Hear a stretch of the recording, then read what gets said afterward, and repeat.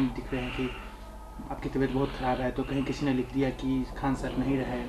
नहीं नहीं, अभी तो तबीयत ठीक है। और ये सोशल मीडिया पे क्या लिख दिया, खान सर नहीं रहे? नहीं रहे। नहीं, अभी ऐसा नहीं, हम अभी इधर नहीं जाएंगे, बात हो गई है ऊपर, इतना जल्दी नहीं जाएंगे लोग। और थोड़ा सा बीपी फ्लक्चुएशन का बहुत ज़्यादा इशू था, 170-80 चला गया था, तो हमें लगा कि अब ये सीरियस इशू है, तो एडमिट होना पड़ा वहाँ पे। अब तो हम डिस्चार्ज भी हो गए थे अब ठीक है। एक सोशल मीडिया पे एक तस्वीर आपकी वायरल हो रही थी जिसमें आप अस्पताल के अंदर थे और एडमिट थे। उसके बाद कई तरह के सवाल उठने लगे कि खान सर गए वहाँ पे, फिर इसके बाद अस्पताल चले गए, क्या इनको चोट लगी, क्या पुलिस ने नहीं, पुलिस ने किसी भी तरह का दुर्व्यवहार नहीं किया। हम पिछले 1.5 महीना से बीमार चल रहे थे और हम ये सोच रहे थे कि बीपीएससी की परीक्षा है, खत्म हो जाएगी तो दे देंगे इलाज, अपना ट्रीटमेंट ठीक से करा लेंगे यहाँ पर। इसी बीच जब सुबह सुबह बच्चों के ऊपर लाठी उठी चार्ज हो गई तो हमें लगा कि बच्चों के ऊपर नॉर्मलाइजेशन थोप दिया जाएगा, तो हम यहाँ क्लास ही ले रहे थे, 10 बजे वाला क्लास खत्म करके और चल दिया, क्योंकि बहुत देर तक ना खाए पिए भी नहीं थे और लंबे समय से बीमार पड़ रहे थे। तो वहाँ हमको वोमिटिंग रुक नहीं रहा था, तो हमको लगा कि अब हमको यहाँ से हटेंगे तो फिर ये बच्चे तितर बितर हो जाएंगे, इनकी मांग कोई नहीं पूरी, तो जबरदस्ती वहाँ रहे, जिस वजह से थोड़ा बीमार हो गए और थोड़ा सा बीपी वाला प्रॉब्लम ज़्यादा हो गया था। तो हमें लगा कि 170-80 ये मतलब अब घर पे ट्रीट करना ठीक नहीं है, इसलिए चले गए। सर, ये पूरा मामला जो बीपीएससी में जो इस पर हंगामा स्टार्ट हुआ, ये नॉर्मलाइजेशन का जो मामला आया, ये आम लोग स्टूडेंट तो समझ रहे हैं, एस्पायरेंट जो समझ रहे हैं, लेकिन आम लोग नहीं समझ पा रहे कि मसला है क्या। थोड़ा आपसे समझना चाहेंगे। देखिए, नॉर्मलाइजेशन तब किया जाता है ना जब एक दिन आप परीक्षा नहीं ले सकते हैं या नंबर ऑफ स्टूडेंट बहुत ज़्यादा है, तो कई अलग अलग बच्चों को अलग अलग क्वेश्चन दिया जाता है। जैसे बिहार है तो आप भागलपुर में अलग क्वेश्चन दे दें, बक्सर में अलग दे दें और सीवान जिला में अलग दे दें।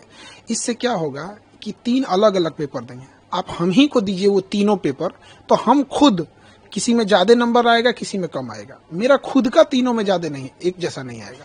ये फॉर्मूला मैथ पर लागू होता है। जैसे अगर किसी को कहा जाए 5 + 5 जोड़ो तो देगा 10, और उसे कहेंगे 20 + 10 जोड़ो तो भी बोलेगा 30, क्योंकि अगर उसे जोड़ आता है तो किसी भी तरह के जोड़ को जोड़ सकता है।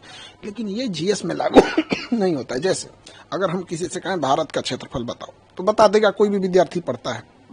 लेकिन अगर किसी दूसरे बच्चे से यही सवाल पूछा जाएगा कि तुम मंगोलिया का क्षेत्रफल बताओ, नहीं बता पाएगा। लेकिन कंप्यूटर कहेगा कि दोनों के क्वेश्चन का लेवल एक है, क्योंकि दोनों में क्षेत्रफल पूछा गया था। तो यही है नॉर्मलाइजेशन, आप मैथ में कर सकते हैं, यहाँ नहीं कर सकते हैं। अब आप जीएस में कैसे डिसाइड कीजिएगा कि बक्सर का युद्ध का क्वेश्चन ज्यादा टफ है कि द्वितीय आंग्ल मराठा युद्ध का क्वेश्चन ज्यादा टफ है। अमूमन अगर आप 100 बच्चों को दीजिएगा बक्सर का युद्ध तो बता देंगे, 100 में 90 बता देगा। लेकिन वही सवाल आप कहिएगा द्वितीय आंग्ल मराठा युद्ध बताइए तो 100 में 50 बता पाएंगे।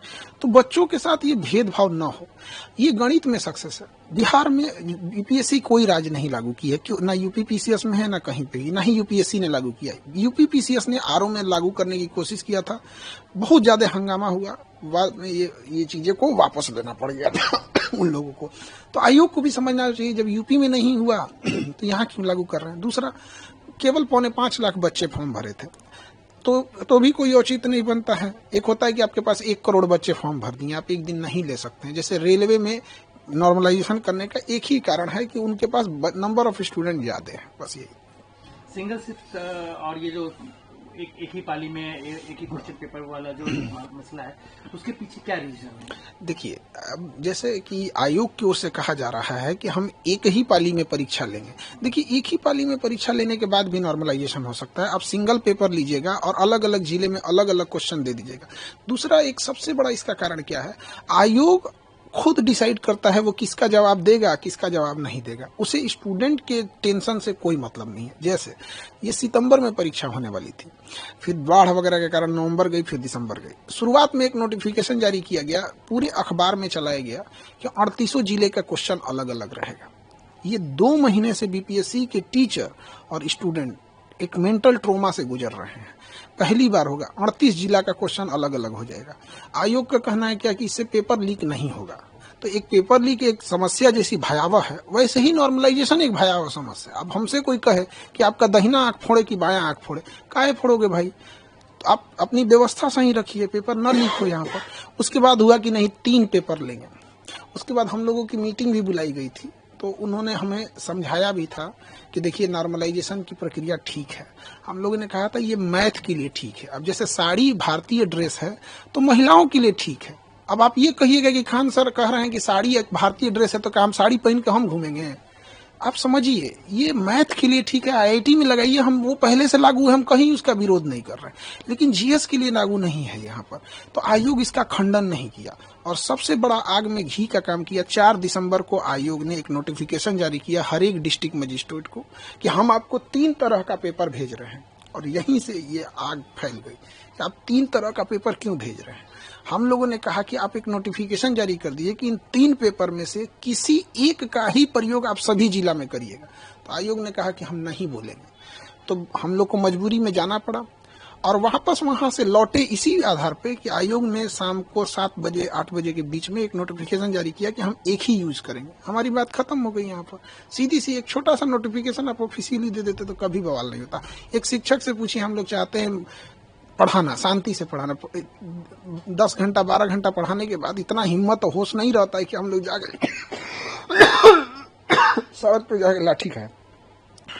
लेकिन सर ये कहना चाहते हैं क्या केवल बीपीएससी नॉर्मलाइजेशन वाला पैटर्न तो नहीं अपना रही है, इससे पहले भी अपनाया गया है कई एग्जाम में? जो भी एग्जाम में अपनाया गया है उसमें 2 ही कारण रहे हों। या तो उस एग्जाम में ज्यादातर प्रश्न साइंस या मैथ के रहे होंगे जैसे आईआईटी हो गया, या फिर उस एग्जाम में 1 करोड़ से ज्यादा बच्चे बैठे होंगे जैसे रेलवे हो गया। तो जब बच्चे ज्यादा बैठ जाते हैं तो वहां मजबूरी के कारण लेना पड़ता है, क्योंकि किसी राज्य की क्षमता नहीं है कि 1 करोड़ परीक्षा एक दिन में करा ले। और साइंस और मैथ में है कि वो नॉर्मलाइजेशन साइंस मैथ के लिए बना ही है। हमारे यहाँ ये दोनों चीज नहीं है। ना ही हमारे बीपीएससी में 1 करोड़ बच्चे हैं, 4.5 लाख बच्चे, 5.5, उसमें भी एग्जाम कितना दिए हैं? 3.5 लाख। तो आयोग के पास एक अनुभव होना चाहिए कि जितने फॉर्म भरते हैं वो सारे एग्जाम नहीं दे देते हैं। और दूसरा, हमारे यहाँ जीएस भी नहीं है।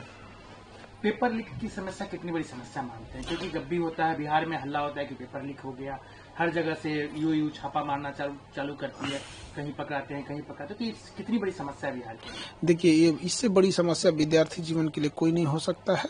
इसमें सबसे जरूरी चीज क्या है कि जिस पे शक हो उस पे नार्को टेस्ट कराया जाए। क्योंकि कई बार ऐसा क्या होता है ना कि कोई व्यक्ति खुद नहीं इन्वॉल्व होता है, लेकिन जब उसको पता होता है कि यह व्यक्ति पेपर लीक करा रहा है तो वहाँ आंख बंद कर लेता है। तो ये भी एक तरह का अपराध ही है। तो नार्को टेस्ट कराएं मीडिया के सामने, और इसके लिए कैपिटल पनिशमेंट, फांसी की सजा रखी जाए, उससे नीचे कोई सजा नहीं। ऐसा कोई प्रवोक वगैरह हम लोग नहीं कर रहे, मजबूरी थी हम लोग की, हम लोग कोई प्रवोक नहीं किए। आप गर्दनी बाग में जो बच्चे प्रोटेस्ट किए थे, आप पूछिए पुलिस से कि एक गमला भी तोड़ा है बच्चों ने?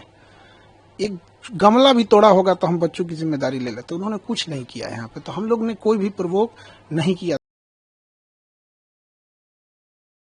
एक छोटा सा नोटिफिकेशन के लिए अगर आयोग लिबरल रहता, हठधर्मिता नहीं दिखाता, तो हम लोग वापस आ जाते। बिना मतलब के पुलिस को भी इंटरफेयर करना पड़ा। पुलिस का ये सब काम थोड़ी है कि कोई तांडव करे, बीच में पुलिस आ जाती है। आप मानते हैं कि ठीक है, बच्चे हैं, उनका जब हक मारा जाएगा तो प्रोटेस्ट करेंगे, क्या और क्या करेंगे? ईटा पत्थर तो चलाएंगे नहीं।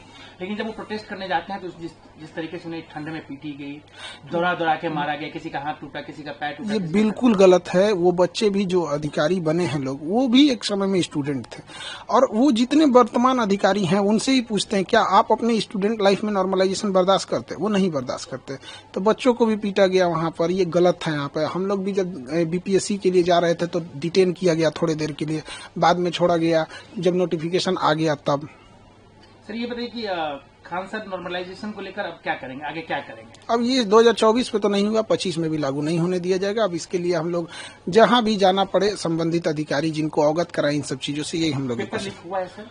अभी यहाँ पे तो आयोग अपना प्रेस कॉन्फ्रेंस अभी दिया है। अब उसके में आगे क्या कर रहा है आयोग का, अभी पूरी प्रेस कॉन्फ्रेंस चल ही रही है उनकी। ये प्रेस कॉन्फ्रेंस आयोग का खत्म हो जाता है तब हम कुछ बता पाएंगे, क्योंकि अभी तो प्रेस कॉन्फ्रेंस रनिंग है। रद्द कर दिया गया। हाँ, ये तो अभी बापू परीक्षा परिषद वाला को रद्द किया गया है। आगे पूरी प्रेस विज्ञप्ति क्या आती है, अभी वो प्रेस कॉन्फ्रेंस रनिंग में है, तो हम अभी पहले उसको पूरा देख लेंगे तब बता पाएंगे। पटना एडमिनिस्ट्रेशन की तरफ से एक सीसीटीवी फुटेज जारी किया गया, उसमें दिखाया गया है कि एक सेंटर पे कैसे जो है कुछ स्टूडेंट जो है निकल जाते हैं बाहर।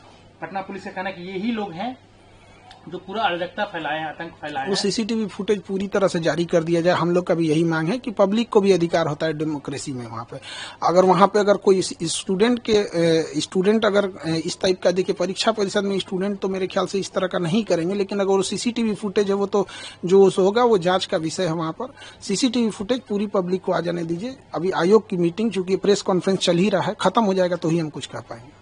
सर, लेकिन एक सवाल उठता है कि कुछ भी होता है बिहार में परीक्षा से रिलेटेड, छात्रों से रिलेटेड, तो खान सर का नाम आ जाता है। आखिर क्या रीजन है, खान सर का नाम घसीटा जाता है या जबरदस्ती आया जाता है? अब नाम के लिए क्या, हम हमारे पास सबसे ज्यादा बच्चे हैं, हम कम फी में पढ़ाते हैं, तो ऑब्वियस बात है कि सबसे ज्यादा चर्चा हो जाता है। यही कारण है यहाँ पर। एक चीज और सवाल सर कि आगे भी जितने आप पे आरोप लग रहे हैं, मतलब जो भी लगा रहे हैं, सोशल मीडिया के जमाने में कोई भी उठता है, किसी के बारे में कुछ भी लिख देता है, तो क्या आप छात्र के साथ रहेंगे? हम छात्र के लिए मेरा जीवन समर्पित है। रही बात सोशल मीडिया पे, तो हर छोटा इंसान बड़े इंसान पे आरोप लगाता है। ये सोशल मीडिया का एक फैशन, एक ट्रेंड बन चुका है। अब कोई उठ के कहेगा कि नरेंद्र मोदी का भाषण हम ही लिख के देते हैं, तो नरेंद्र मोदी तो उसको क्लियर करने आएंगे नहीं, और वो तब तक चिल्लाते रहेगा कि हम इतने विद्वान हैं कि हम ही भाषण लिख के देते हैं। तो ये तो कोई बात नहीं ना होती है। अब आपकी तबीयत बिल्कुल स्वस्थ है? अब तो ठीक है, तबीयत ठीक है। एक चीज और सर की कहा गया कि आपको जब हिरासत में लिया गया तो क्या आपके साथ किसी तरह की जाती हुई? क्योंकि आप इसके बाद अस्पताल चले गए तो लोगों को बहुत सारे सोशल मीडिया पे वीडियो वायरल हो गया कि आपके साथ मारपीट की गई है, आपकी तबीयत ठीक नहीं है, पुलिस के खिलाफ हमने देखा ट्रेंड बिहार पुलिस चलने लगी। नहीं, देखिए, ये जो भी अफवाह उड़ा रहे हैं गलत है। पुलिस ने मेरे साथ कोई ज्यादती नहीं की। थोड़े देर के लिए डिटेन रखा, जो लॉ एंड ऑर्डर के लिए पुलिस को करना पड़ता है, और वो पुलिस की, हम इसमें पुलिस का नहीं कहते हैं कि पुलिस ने गलत किया। पुलिस का जो कर्तव्य था उन्होंने उसको किया। हम लोग वापस इसलिए आए कि जो हमसे पुलिस स्टेशन में बताया गया कि आपकी बात मान ली गई, नोटिफिकेशन आ गया है। हमने कंफर्म करने की कोशिश की तो वहाँ नेटवर्क उतना नहीं था, तो लोगों ने बताया कि हाँ आ गया है। तो जिनका नॉर्मलाइजेशन जैसा मुद्दा था वो लोग वापस जाने लगे। पुलिस ने कहा कि वापस आप अगर जाएंगे धरना स्थल पे तो हम आपको एफआईआर कर देंगे। तो फिर मजिस्ट्रेट साहब आए और उसके बाद डिटेन खत्म हुआ, तो फिर वापस वहां से आए। तो धरना स्थल चूंकि सामने ही है, तो पुलिस को ऐसा लगा कि अगर हम यहाँ छोड़ देंगे धरना स्थल पे तो ये फिर वापस धरना पे बैठ जाएंगे, क्योंकि पुलिस के पास ज्यादा एक्सपीरियंस होता है, ऐसा हुआ होगा। इसलिए पुलिस ने कहा कि हम आपको धरना स्थल पे नहीं छोड़ेंगे वहां पर। तो फिर हमको अब कहीं भी उतार दीजिएगा तो हम नहीं ना, आप हमको गाड़ी में उतार के आप कहीं चले जाइएगा यहाँ पे। तो हम कहें सर आप जहाँ उतारिएगा वहाँ बोलिए, हम वहाँ हम अपनी गाड़ी मंगा लेते हैं यहाँ पे। तो उसके बाद डिटेंशन मेरा खत्म हुआ। मजिस्ट्रेट साहब आए और सीनियर जो डीएसपी मैम थी, वो उनके आने के बाद ही डिटेंशन खत्म हुआ, क्योंकि जब तक कोई सीनियर नहीं आते हैं डिटेंशन खत्म नहीं होता है। अब आप इस झगड़े को, मतलब जो अभी जो ये कोई किससे क्लास, मतलब बीपीएससी स्टूडेंट और आयोग के बीच में जो भी मसले हैं, इसका सोल्यूशन क्या है? देखिए, सोल्यूशन ये है ना कि आयोग जो भी चीज कर रहा है उसको क्लियर कर दे। जैसे इससे पहले अतुल प्रसाद सर थे, वो मैसेज ट्वीट कर देते थे कि हम ये रिजल्ट पब्लिश करने जा रहे हैं, ये एग्जाम लेने जा रहे हैं, ये करने जा रहे हैं, तो एक पब्लिश कर दे। जैसे आयोग से हमारी भी मांग है कि पीटी का रिजल्ट जो लेता है वो 15 दिन में पीटी का रिजल्ट दे दे, और रिजल्ट देने के 4 मंथ बाद वो मेंस का एग्जाम ले ले। ये क्या बेवकूफी है? आप 3 मंथ बाद रिजल्ट देंगे, उसमें अब बच्चे कंफ्यूज रहेंगे कि मेरा प्रीलिम हुआ है कि नहीं हुआ है, और उसके बाद आप अचानक से आके आप कहिएगा कि 15 दिन बाद मेंस है। ये नहीं है। तो इसमें लगातार सुधार की जरूरत है, सुधार करेगा। एक अंतिम सवाल, खान सर पटना वाले तो सब जानते ही हैं, आपके ही कम्युनिटी के एक ओझा सर थे, वो चुनाव लड़ने जा रहे हैं, तो क्या मतलब आपको लग रहा है कि? देखिए, पढ़े लिखे लोगों को राजनीति में जाना चाहिए, और हम जितने पढ़े लिखे युवा हैं सबको जाना चाहिए। यहाँ जो जा सकता है पढ़े लिखे लोग में, तो उनका है अपना अच्छा काम करेंगे वहाँ जाके, और सबका अपना व्यक्तिगत डिसीजन होता है। और शिक्षित हैं तो शिक्षित व्यक्ति को हमेशा से कहा जाता है कि समाज में जाना चाहिए राजनीति में। ऐसे मत कहा जा रहा है कि आपके बारे में भी अलग, हमको चुनाव ना नहीं लड़ना है। अब हम क्लियर कर देते हैं। 24 में लोग दिमाग खा लिए थे, क्योंकि लोकसभा का इलेक्शन था। हम मना करते रहे, भैया हमको पढ़ाने से फुर्सत नहीं है, ये 25 का इलेक्शन जल्दी खत्म हो कि मेरा सरदर्द खत्म हो। जिसको लगता है, जैसे लगता है राजनीति बहुत बड़का चीज, मतलब क्या बताए जाएंगे कि नहीं जाएंगे, हम लोग जवाब दे दे के थक जाते हैं। लोग पढ़ाने से फुर्सत नहीं है हमको। नहीं सर, खान सर, एक चीज तो आपके बारे में बार बार चर्चा आती है कि जितने भी प्रोटेस्ट होते हैं या कुछ भी होते हैं उसमें आपका नाम नहीं, मेरा नाम बस स्टूडेंट के लिए आता है। यहाँ डेली 5टा प्रोटेस्ट होता है, आप मेरा नाम नहीं देखेंगे। स्टूडेंट युवाओं के बड़े स्टूडेंट, अब चाहे बड़ा हो या छोटा हो, आप हमको किसी भी में नहीं देखे होंगे। अब जैसे किसानों की समस्या है, किसान अपनी मांग रख रहा है, वहाँ आप हमको देखे हैं? हम पढ़ा रहे हैं बच्चों को, हमारे यहाँ अगर कुछ होगा तो हम बच्चों की बात रखेंगे। यहाँ पे कौन रखेगा? एक बच्चे का यहाँ तबीयत खराब हो जाता है ना, उसको बढ़िया डॉक्टर का नाम नहीं पता रहता, पूछता है सर ये दिक्कत है, कौन डॉक्टर ठीक रहेंगे? क्या लगता है वो बच्चे यहाँ आके आयोग से लड़ पाएंगे? तो हम लोग को मजबूरी में आना पड़ता है। धन्यवाद।